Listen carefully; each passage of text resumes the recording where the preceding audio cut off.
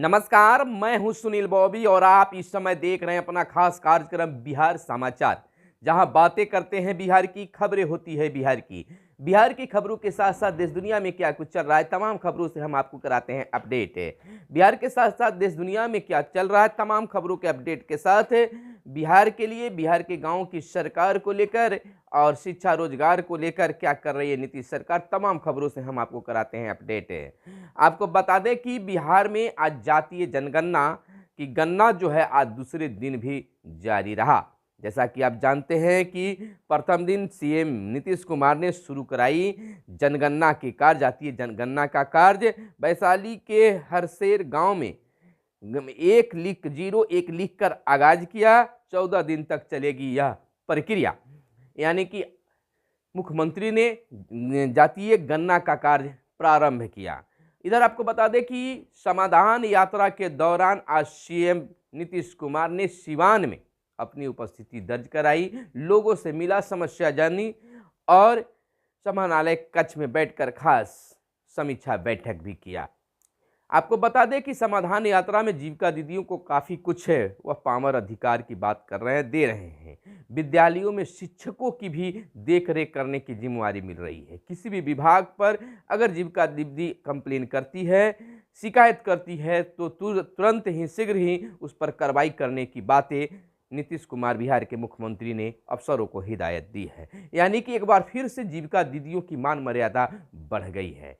और दूसरी ओर बिहार के मुख्यमंत्री नीतीश कुमार का ध्यान अपने वार्ड सदस्यों, मुखिया और सरपंच पर भी है। यानी पूरी तरह से गांव की सरकार को मजबूत बनाने के ख्याल से बिहार के मुख्यमंत्री नीतीश कुमार समाधान यात्रा के दौरान लोगों से मिल रहे हैं और अधिकार हक की बातें भी कर रहे हैं। जहां भी अगर ऐसा कुछ हो रहा है तो बोल रहे हैं कि इस वार्ड में तो वार्ड सदस्यों का भी अधिकार है।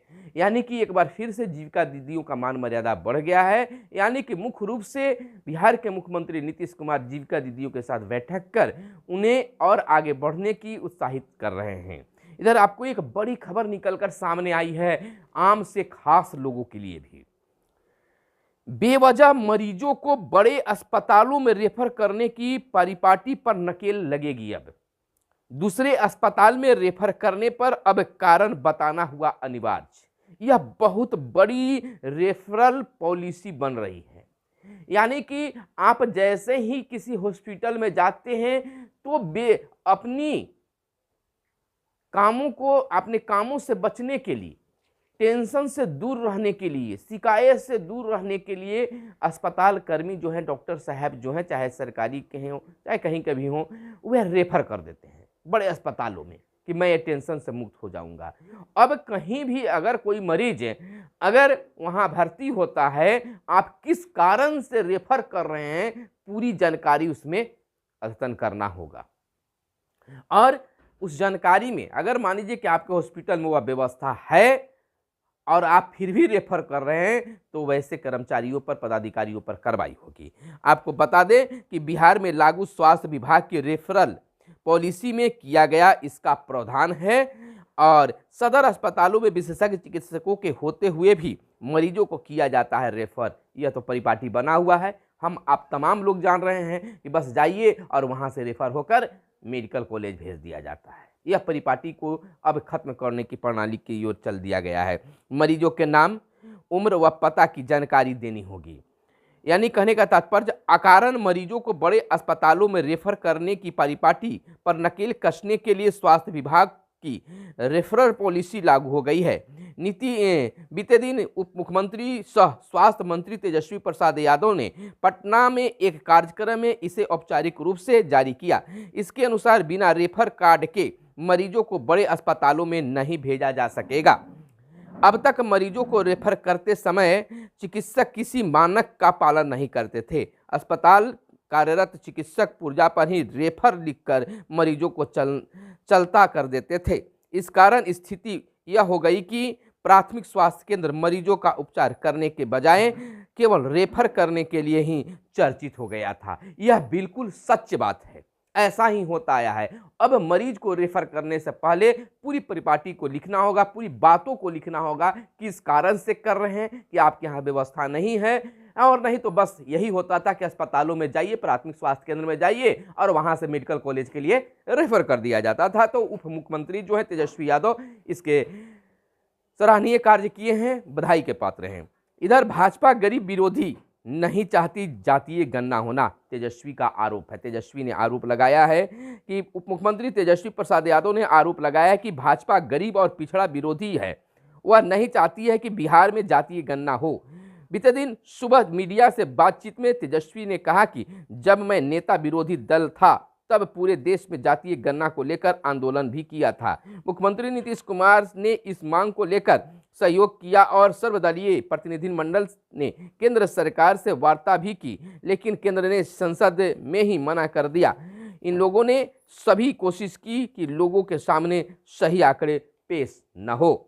इधर प्रोफेसर रंजीत भारतीय विज्ञान कांग्रेस के महासचिव बने, वहीं रालोजप्पा की जांच कमेटी ने जायजा लिया। रालोजप्पा की जांच कमेटी ने बीते दिन पुनपुन थाना अंतर्गत पकड़ी ग्राम में प्रेम पासवान की हत्या के बाद घटनास्थल पर जाकर जायजा लिया। इधर दाऊद अली के निधन पर दुख जताया। पूर्व विधायक दाऊद अली के निधन पर ग्रामीण विकास मंत्री श्रवण कुमार और जदयू अल्पसंख्यक प्रकोष्ठ के अध्यक्ष सलीम परवेज ने दुख जताया है। इधर बड़ी भूमिका निभाएंगे सिविल सेवा के अफसर। पूर्व मंत्री नंदकिशोर यादव ने कहा है कि अब IAS अधिकारी को राष्ट्र निर्माण में बेहतर तरीके से जोड़ने की योजना बनाई गई है। इधर भाजपा की कथनी करनी में फर्क नहीं। पूर्व मंत्री डॉक्टर प्रेम कुमार ने दावा किया है कि भाजपा जो कहती है वह करती जरूर है। इतिहास के पन्ने उलटकर देख लें तो यह पता चल जाएगा।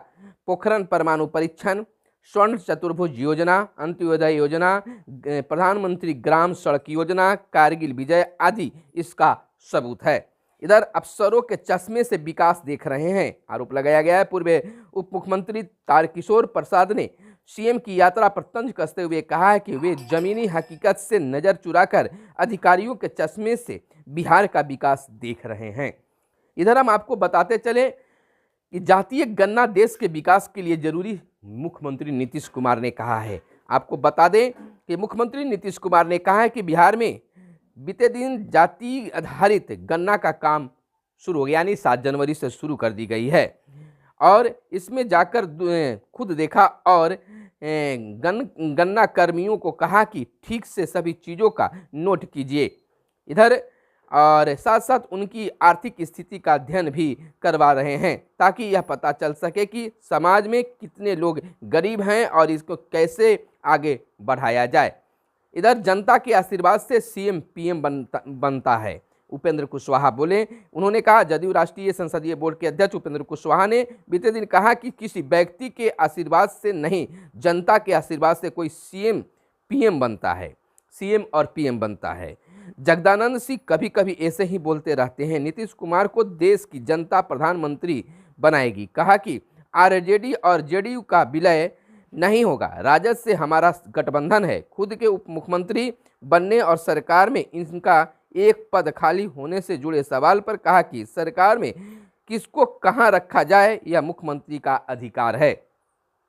पटना में गुमला के लिए चलेगी निगम बसें। पटना से गुमला के लिए चलेगी अब निगम की बसें। पशुओं के लिए किए जाने वाले कार्य पोर्टल पर होंगे अब दर्ज। इधर जीविका और प्री पेड स्मार्ट मीटर योजना को केंद्र ने सराहा है। प्रधानमंत्री की अध्यक्षता में हुई बैठक में दिया गया प्रस्तुतिकरण, यानी जीविका के कार्यों, जीविका का जो बनाया गया वो प्रीपेड मीटर के लिए केंद्र ने सराहा है। ये जातीय गणना में लगे शिक्षक पढ़ाई ठप होने की आशंका, 21 जनवरी तक चलेगा जातीय गणना का पहला चरण दूसरे पूरे राज्य में, यानी कि 7 जनवरी से 21 जनवरी तक यह जातीय गणना का कार्य चलेगा, जिससे स्कूलों में बच्चों की पढ़ाई बाधित होने की संभावना जाहिर की जा रही है। फिलहाल ठंड के कारण स्कूल बंद है, खुलने के बाद कैसे होगी पढ़ाई, विरोध में उतरे शिक्षक। कहा, हर कार्य में शिक्षकों को लगाना गलत है। आपको बता दें कि सोमवार से भी बिहार के कई, जैसे पटना में भी सोमवार को स्कूल बंद रहेंगे, उसके बाद भी बंद रहेंगे, लेकिन कई ऐसे ज़िले हैं जहां मौसम फिलहाल कुछ ठीक हुआ है, तो वहां भी स्कूलों की खोलने की प्लानिंग है। वो स्कूल खोलने का आदेश भी दिया गया है और बहुत सारे ज़िलों में स्कूल फिलहाल सोमवार मंगलवार को भी बंद रहने की सूचना प्राप्त हो रही है। राष्ट्रीय कला उत्सव में बिहार के 4 विद्यार्थी बने विजेता और 20 उद्योगों को 51 एकड़ भूमि आवंटित किए गए हैं। 148 करोड़ रुपए से अधिक का होगा निवेश। और इधर एसएससी CHSL परीक्षा के लिए आए 32 लाख आवेदन। 5 लाख अभ्यर्थियों ने बिहार से भरा है फॉर्म और एक पद के लिए 700 अभ्यर्थियों में होगी प्रतियोगिता। 4500 पदों के लिए मार्च में हो सकती है परीक्षा। सबसे अधिक 12.87 लाख आवेदन ओबीसी वर्ग से आए हैं। इधर सीएम ने शुरू कराई जाती है जनगणना। 2 लाख से अधिक कर्मी लगाए गए हैं इसमें। 700 की आबादी पर एक परगणक भी बनाए गए हैं। इधर हम आपको बता दें, पटना समेत राज्य के 7 शहर शिमला से भी ठंडा एक हफ्ते राहत नहीं, सर्दी का सितम जारी है। और नक्सलवाद से 2024 तक मुक्ति का प्रयास, अमित शाह का कहना है। गर्भगृह से लेकर शिखर तक होगा स्वर्ण जड़ित राम मंदिर के लिए बात आई है, अयोध्या राम मंदिर की। गजवाए हिंद 4 पर दूसरी चार्जशीट दायर। और इधर कुछ और खबरें देश और विदेश से आज जुड़ी आपको बता दे, देश दुनिया से खबरें बता दे। अमित शाह ने सोरेन सरकार को बदलने का संकल्प दिलाया। संबोधन में बोले, केंद्रीय गृह मंत्री अमित शाह कि झारखंड के चाईबासा में मिशन लोकसभा 2024 का शंखनाद किया गया। साथ ही राज्य की हेमंत सोरेन सरकार को बदलने का संकल्प महारैली में कार्यकर्ताओं को दिलाया। इधर भारत जोड़ो यात्रा राहुल गांधी को पीएम बनाने के लिए नहीं, रमेश का कहना है। मुक्केबाजी विजेता विजेंदर सिंह भी पद यात्रा में हुए शामिल। मंत्री फौजा सिंह सरारी का इस्तीफा और 43 उग्रवादियों ने आत्मसमर्पण किया। मणिपुर में शांति और समृद्धि की भावना बढ़े, प्रधानमंत्री की अपील। और अमेरिकी प्रतिनिधि सभा के अध्यक्ष बने मैककार्थी। इधर देश को सॉफ्टवेयर उत्पादों का केंद्र बनाए, राष्ट्रपति का कहना है। जोशीमठ की रिपोर्ट पीएम को देंगे धामी। और विदेश में पढ़ाई को सालाना 1300 करोड़ डॉलर खर्च करते हैं भारतीय छात्र। छात्र ने शिक्षिका को मार दी गोली। यह बहुत ही ताजुबात है। अमेरिका में एक बेहद ही हैरान करने वाला मामला सामने आया है। यहाँ के वर्जीनिया में टीचर से विवाद होने पर एक 6 साल के साथ ने एक अपनी शिक्षिका को गोली मार दी। वह गंभीर रूप से घायल हुई।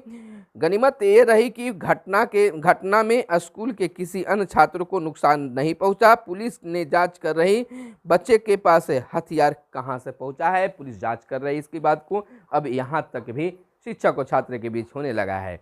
इधर आपको बता दें कि हुनर किसी जन्नत से कम नहीं है। कई जगह अपने भारत और देश दुनिया में घुमक्री कीजिएगा तो पता चलेगा। साल को और बेहतर बनाएं, अच्छा बनाएं, या आपका हुनर की बात है। इधर नासा का उपग्रह आज धरती पर गिरेगा। यकृत कैंसर के इलाज में सिक्रेंडियन क्लॉक्स मददगार। और विंडोज 7 और 8 में नया अपडेट नहीं। और 55 इंच का वायरलेस स्मार्ट टीवी लॉन्च हो गया है, तो जल्द खरीदिए जो जिस चाहते हैं।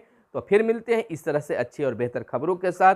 आपके लिए काम की खबरें थी, तो अगले वीडियो में फिर मिलेंगे अगले दिन खास खबरों और खास से ज़रूरतमंद चीज़ों के साथ। तो कैमरे के पीछे हैं मिस्टर साहिल। धन्यवाद। जय हिंद।